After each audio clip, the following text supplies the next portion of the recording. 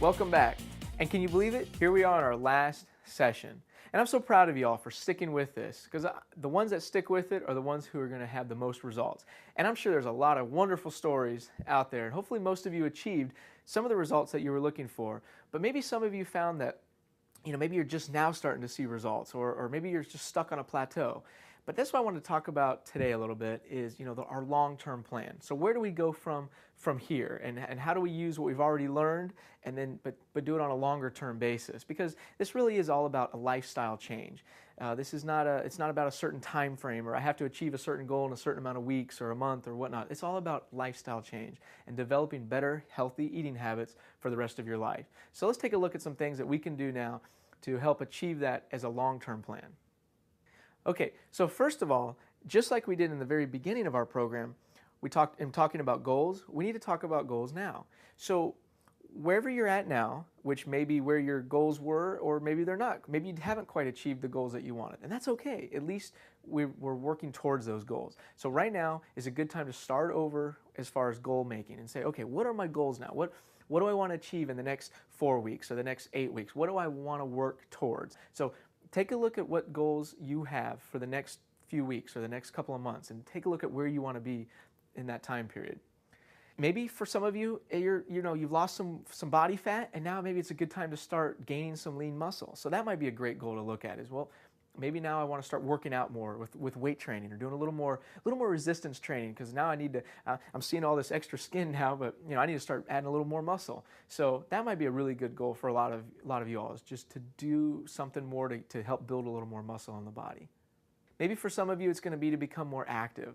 I think this is a great goal, and sometimes a great side effect of getting into a fitness program or something like the 50 Days of Fitness, because hopefully a program like this, hopefully if you were not that active before, hopefully now you've got the tools, or you feel the need and the urge to go out and be more active. So I think this is a great way to just find something that you love and find something that you'll enjoy doing to help you become more active. And maybe for some of you is just to maintain right where you are. Maybe you actually were able to achieve the results and the goals that you wanted to in this short period of time. And if that's so, congratulations, that's wonderful. And sometimes it's important to, kind of set a goal, lose 5 to 10 pounds, and then maybe maintain for a few weeks. That way your body gets acclimated to it, your body gets adjusted to it. Then we'll go and we'll lose another 5 to 10 pounds if necessary. And that's a great way to do it. Instead of just always losing, always wanting to lose weight, try to kind of have a balance period. It's important to have those plateaus. It's good to have those plateaus for the body's sake. Okay, for some of you, I'm sure your next goal is going to be to still maybe lose a little bit more weight. And that's fine. That's a great goal to still have. Hopefully you achieved a little bit of the results that you wanted, but now let's take a look at maybe some things that we might need to do to help you lose a little bit more as you set your next goal.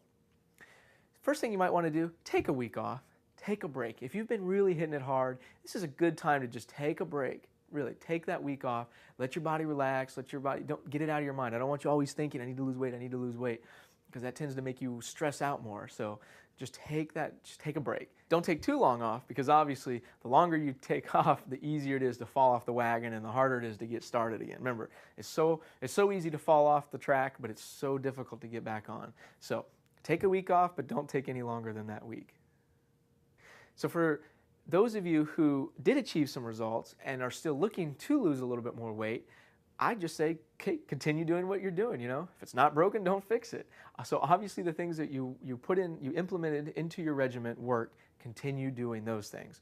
On the other hand, obviously don't do the things that didn't work. So, you just have to kind of find those out with yourself and just do a little self-reflection and seeing, what? These are the things that I feel really helped me, and these are the things that didn't work so well for me. So just continue on, just in that same path. For those of you who are looking to maybe gain a little lean muscle, I highly recommend weight training about 2 to 3 times a week. 3 times is optimal, for about 30 to 45 minutes. Now again, remember, you can mix this with your cardio like we talked about last time, where you do the interval or the circuit type training where you do some weights and you do some cardio and you kind of go back and forth, which I think is a great way of doing it. But let's say you already do your cardio, maybe you're an outside biker or you're a swimmer or something, then that's great. Then just try hitting the gym, hitting 30 minutes of weights, whether it's a home gym or you go to a gym or even one of those outdoor fitness parks where you're able to do a lot of different things. It's all free, and you can do the pull-ups and the push-ups and the cables or the ropes and the hoops and all that fun stuff. So just something where you're doing some type of resistance training about 3 times a week, about 30 minutes. Now in this case, you might need to increase your carbohydrate intake.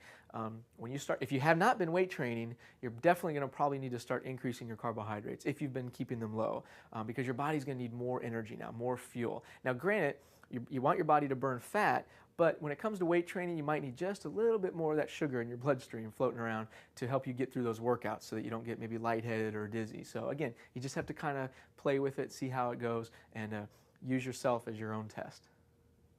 However, I definitely still want you to limit your saturated fats and simple sugars, the white sugars, the processed sugars. So definitely still keep those low, even though if you're starting a program and you haven't been doing one, definitely keep those limited. And of course, can't get enough protein, so don't forget, keep that protein high, especially if you're starting a weight training program that maybe you weren't doing before. Get enough of that protein in your body. Remember, we got to feed those muscles, because now you're doing weight training, you're doing resistance training, and that's breaking the muscles down. So now we need to be able to repair them and rebuild them, and the only way to do that is getting that protein in right after you work out. So right after you have a good workout session, or you're hitting the gym, go and have a great balanced meal, especially with the protein. Well, for some of you, like I said, maybe your goal is to become more active. And I think this is one of the biggest blessings of doing some of these 50 days fitness or these weight loss challenges that you see around, is I see a lot of people that were not active before become active, truly making a lifestyle change. And I highly encourage that. Now you're in better shape. Now you're able to do things that you were able to do when you were younger, but that you haven't been able to do in years maybe. Take advantage of that. You only have that one body, so go use it, enjoy it, have fun with it. Find a way, join an adult league. There's so many great sporting leagues out there, or just playing with the kids more. I mean, just find a way to become more active, getting up off the couch, getting up out of the office, doing something so your body's moving more.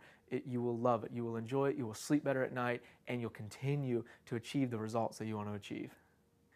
Well, for some of you, you may have achieved most of the results that you wanted to, which means you just want to maintain right where you're at, and you're scared to death that you're going to lose what you've achieved, maybe. And this is a wonderful place to be, and I congratulate anyone who's able to achieve their results and reach their goals that they wanted to, and y'all will eventually. And whether you did in this last session or you will in the next few weeks ahead, you're eventually going to reach your goal.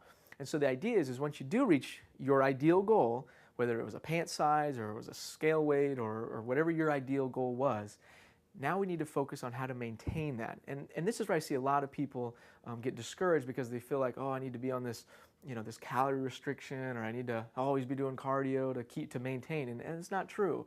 You'll find that there's some easy ways to just maintain your lifestyle and through proper nutrition without having to be on such strict regimens or so forth. Again, keep doing what you're doing in a way, and I mean obviously that sounds redundant, but it's true. I mean you've achieved some great results, so keep doing that. But you just don't have to do it at the same strictness of it. So ease off that strictness, ease off that discipline a little bit.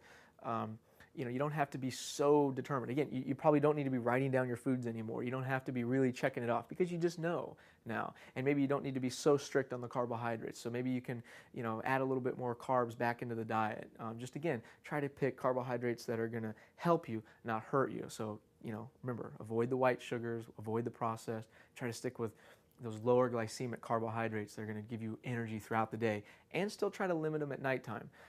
I will say that if you've been good and have been limiting your carbohydrates at nighttime, and then you start eating a whole lot of carbohydrates at nighttime, there's a good chance that your body's going to go right back into that fat storing mode. So be careful with that, but just kind of ease back into that. So follow a maintenance diet that is right for you. And again, I don't like the word diet. We're not trying to do a diet here, but just follow a meal plan, follow a program that works for you, and it's something that you can do, that your family can do, that everybody can do, enjoy, and you'll be able to do for the rest of your life, and it doesn't feel like you're doing a diet. So let's take a look at a couple of those now. So here's my top tips for a maintenance type diet, or just a maintenance plan, basically, is how I want to look at it. Obviously, keep up with the protein. I promise if you'll just keep up with the protein, it will make a huge difference in your life. It will make a huge difference in you achieving the results that you want to achieve.